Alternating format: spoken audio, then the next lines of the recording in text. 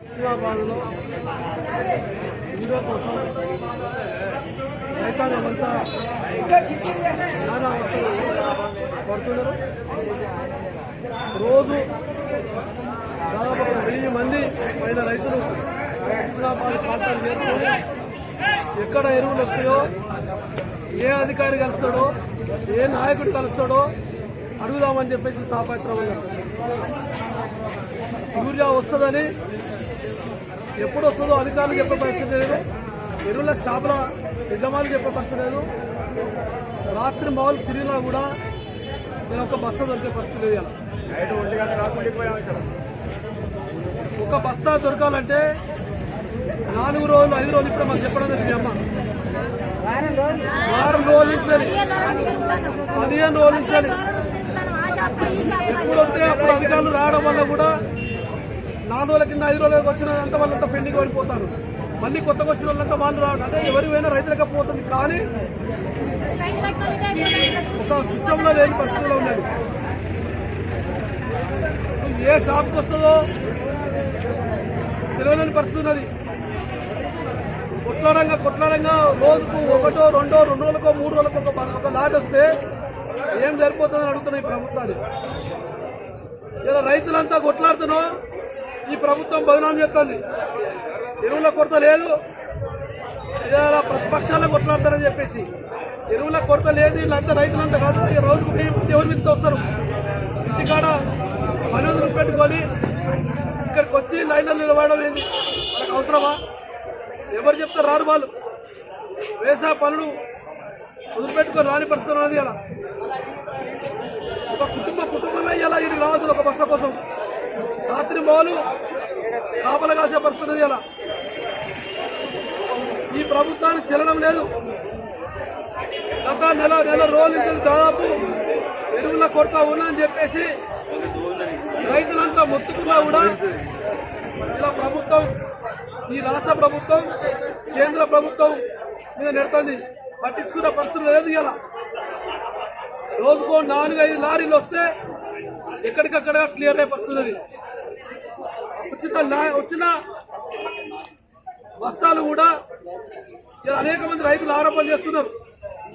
అధికారం ఎవరి చేతిలో ఉంటే వాళ్ళు తీసుకుపోతున్నారని. అట్లాంటిది మంచి పద్ధతి కాదని అడుగుతున్నాం. బ్లాక్ చేయొద్దని చెప్తున్నాం. బట్లర్ షాప్ యజమానులకు దగ్గర బంధువులకు చూడకుండా ఇప్పుడు రైతులంతా కష్టపడి లైన్లు నిలబడతారు. తిండి తినలేని పరిస్థితుల్లో లేదు. అలా రకరకాల నానా అవసరం పడుతుంది. ఇవాళ 70 సంవత్సరాలు 80 సంవత్సరాలు ఉన్న వయసు గల రైతులు కూడా ఇవాళ వచ్చి రైతులు లైన్ నిలబడి పడుతున్నది. చిన్న పిల్లవాళ్ళు కూడా లైన్ నిలబడి పడుతున్నది. చివరికి యాస్ట్ వచ్చి చెప్పులు పెట్టే పడుతున్నది. ఇలా షాపుల ముందర రాళ్ళు పెట్టి పోయే పడుతున్నది. అలా రకరకాలుగా ఇబ్బందులు పడుతున్నారు. ఇలా గౌరవ మంత్రి గారిని అడుగుతున్నాం, మీరు ఎందుకు మాట్లాడుతున్నారని అడుగుతున్నాం. మీ ప్రాంతంలో ఈ రకంగా ఉంటే బయట ఏ రకంగా ఉండాలి? మీరు ఇలా కేంద్ర ప్రభుత్వాన్ని విమర్శిస్తున్నారు కదా, మాతో రండి పోరాటానికి. కేంద్ర ప్రభుత్వాన్ని అడగండి. అనేక సమస్యల మీద కూడా మీరు కూడా కేంద్ర ప్రభుత్వాన్ని రాష్ట్రాల ప్రభుత్వంలో కూడా మీరు కొట్లాడారు కదా. కేంద్రమే యూరియా ఇచ్చినప్పుడు మీరు ఎందుకు కొట్లాడారని అడుగుతున్నాం. మీరు కూడా పోరాటం చేయండి. రైతాంగానికి న్యాయం జరుగుతుంది. ఇలా బయట పార్టీల మీద బలం చేయడం కాదు. మీరు న్యాయమైన సమస్య కోసం ఉండదు కాబట్టి ఇలా లక్షలాది మంది, రాష్ట్రంలో లక్షలాది మంది రైతులు ఇలా మీరు చూస్తున్నారు. వాళ్ళు వచ్చి నాయకులను పిలిస్తే వాళ్ళ పక్షాన మేము నిలబడి మాట్లాడితే మీకు కోపం వస్తుంది. మరి ఎవరు మాట్లాడాలని అడుగుతున్నాం? మీరు రారా, మేము రానియరా? మరి ఎవరు వచ్చి మాట్లాడాలని అడుగుతున్నాం? ఇవాళ వాళ్ళ బాధలు చూస్తే మాకే బాధ అనిపిస్తుంది. అలా రాత్రి నిరవద్దరు ఒక్కొక్క రైతు తెల్లారని ఎప్పుడు పిండి వస్తుందో ఎప్పుడు తీసుకుపోతామని. ఇవాళ సరైన టైంలో పిండి వేయకపోతే అందుకే దిగుబడి వస్తుందా రాదని ఆందోళన ఉన్నారు. ఇప్పటికే వరలని ముదిరిపోయారని చెప్తున్నారు. ఆనట్లాగా ఎవరో ఎరువులు లేకుండా పంట వస్తే పరిస్థితి లేదు. ఇలా మనం దానికి ఇలా ఎరువులు అవసరం పడుతున్నది. మనుషులే కదా మందులు అవసరం పడుతున్నప్పుడు వాటికి కూడా అలవాటు పడే పరిస్థితి.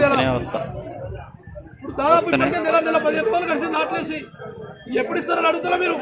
ఇంకా 10 రోజులు 4 రోజులు 3 రోజులు అనుకుంటా కాలా పడేసే పరిస్థితి లేదా. అందుకనే మేము డిమాండ్ చేస్తున్న బీఆర్ఎస్ పార్టీ పక్షాన సరిపోయిన ఎరువులు సకాలంలో అందించాలి. వారంకో 15 రోజులకు వస్తే వరంత జరిపిన తర్వాత ఎందుకు పద్ధతి జరిపిన పక్కన జరిపిన తర్వాత ఎందుకు అని అడుగుతున్నాం. అదేవిధంగా ఈ రైతుల ఓట్లు వేసుకున్నారు మీరు గట్టంట ముచ్చగానే మేము అడుగుతున్నాం. మీరు సమాధానం చెప్పాల్సిన అవసరం ఉన్నది. ఒకవేళ కనుక ఈ 2 రోజుల్లో సరైన ఎరువులు రాకపోతే తప్పకుండా ఈ ప్రభుత్వంపై పోరాటం చేస్తామని చెప్పేసి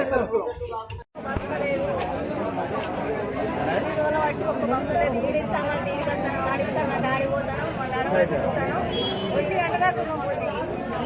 ఒంటి గంట దాకా ఉన్నా కానీ ఇంకో బస్సు 8 ఎకరాల పొలం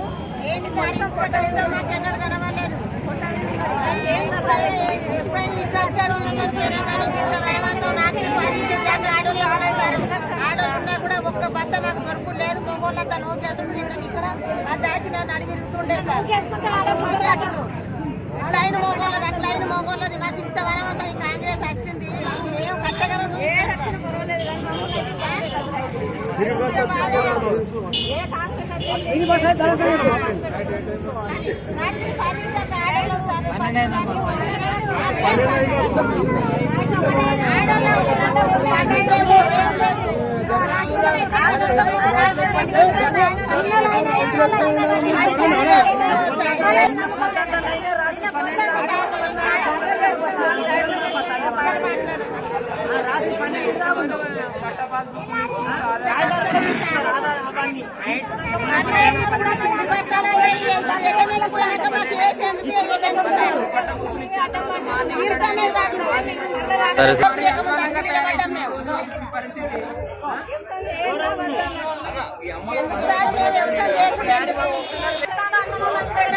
ఒక్కటిస్తే ఏంటి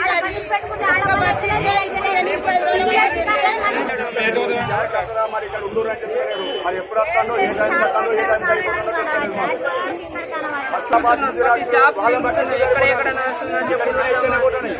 మళ్ళీ రేపు అంటారు.